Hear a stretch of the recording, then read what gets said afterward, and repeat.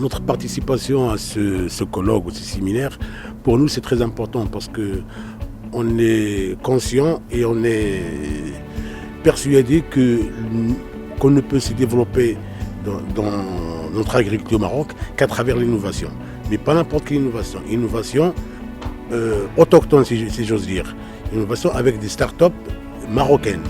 Parce qu'on ne peut pas importer une innovation de manière brute à l'européenne, parce que l'agriculteur au Maroc, il n'est pas ni français, ni américain, ni espagnol. Et alhamdoulilah, on a des compétences au niveau du Maroc. Je pense qu'il faut croire en ça d'abord si on veut avancer. On a des compétences, on a des gens qui sont des développeurs, des ingénieurs dans différents domaines. Et c'est très important que le secteur privé travaille en collaboration avec la recherche.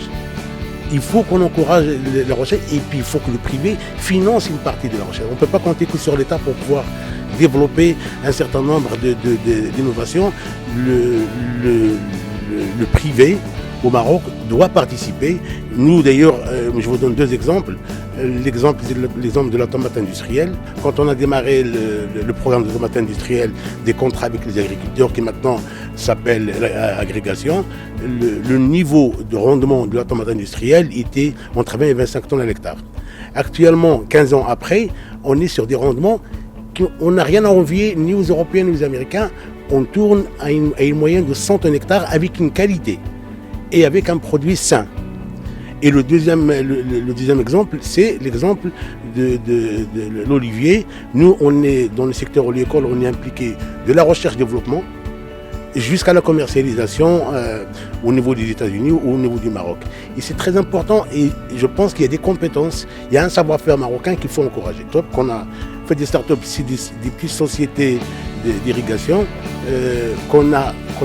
qui nous ont accompagnés et qu'on a accompagnés au fait, et qui sont en train de créer des logiciels de gestion, une digitalisation très très très important. Je donnerai l'exemple d'un domaine que nous avons dans l'Orarde, où il y a le problème d'eau ne s'oppose pas, mais le problème de qualité d'eau s'oppose.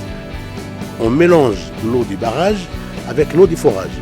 Et au fait, cette start-up, ils ont mis en place un système de sondes qui mesure en ligne et ont tenté la qualité, c'est-à-dire le pH et le C de l'eau de barrage et celle du forage.